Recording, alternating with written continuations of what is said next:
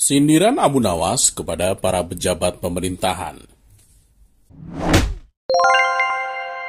Suatu ketika, Abu Nawas menerima undangan untuk sebuah jamuan makan malam. Dalam undangan tersebut, dia juga dimintai tolong untuk mengisi acara jamuan dengan tausiahnya, ceramah agama. Dari itu, Abu Nawas pun datang menghadiri undangan itu untuk menghormati dan menyenangkan tuan rumah. Namun, karena datangnya lebih awal, Abu Nawas pun dipersilakan duduk di kursi bagian depan. Di kursi itu, Abu Nawas seakan-akan menjadi tamu yang terhormat. Beberapa saat kemudian, para undangan yang lain pun hadir dan langsung menempati kursi-kursi yang sudah disediakan. Kemudian menyusul para pejabat kerajaan yang datang dan langsung menuju kursi yang paling depan. Akan tetapi, pejabat itu sangat terkejut karena kursi paling depan sudah diisi oleh Abu Nawas.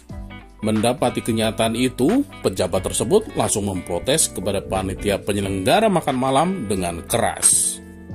Kenapa yang saya lebih terhormat berada di belakang, dan justru Abu Nawas itu berada di depan? Protes pejabat. Pertanyaan Bapak seharusnya ditanyakan langsung kepada Abu Nawas sendiri, kata panitia penyelenggara. Karena merasa posisinya disamakan dengan masyarakat yang lain, pejabat itu pun tak terima. Ia berjalan ke depan menuju Abu Nawas dan berbisik bahwa yang pantas duduk di kursi itu adalah dirinya yang merupakan pejabat kerajaan terhormat.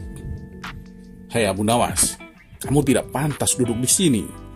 Karena kursi depan seharusnya diisi oleh pejabat seperti saya. Tegas pejabat itu dengan congkaknya.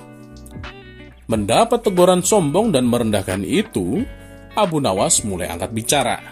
Maka terjadilah perdebatan sengit di antara mereka. Cukup menghebohkan untuk semua yang hadir di acara tersebut. Saudara pejabat yang terhormat, pada kenyataannya Anda itu tidak lebih dari seorang pesulap, kata Abu Nawas dengan suara cukup lantang. Wah, tidak bisa begitu. Saya ini adalah pejabat kerajaan, bukan pesulap, cetus pejabat. Semua tamu undangan yang hadir menjadi tegang. Sebagian dari mereka ada yang berdiri untuk menyaksikan perdebatan itu, dan berharap Abu Nawas mampu melumpuhkan sang pejabat yang terkenal sombong itu. Sekalipun saya adalah pesulap, tapi ketika naik panggung, saya bisa bertindak sesuai janji.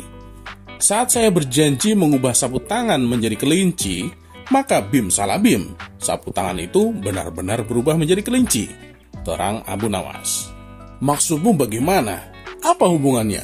Tanya pejabat. Anda saya katakan sebagai pesulap yang gagal, karena Anda tidak bisa mengubah semua itu. Lihatlah, ketika naik panggung, Anda berjanji akan merubah nasib rakyat kecil menjadi lebih baik.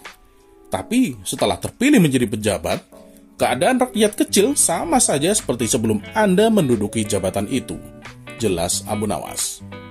Mendapat perkataan demikian, pejabat itu hanya bisa diam 1000 bahasa dengan perasaan malu banget. Kepalanya pun hanya bisa tertunduk seakan tidak tahan dengan perkataan Abu Nawas yang telah mempermalukan dirinya di hadapan orang banyak. Nah, kalau begitu, mana yang lebih baik dan lebih pantas duduk di kursi paling depan?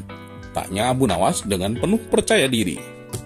Tanpa membalas sepatah kata pun, pejabat itu langsung kembali mundur, menempati kursi belakang di mana tempat dirinya duduk semula.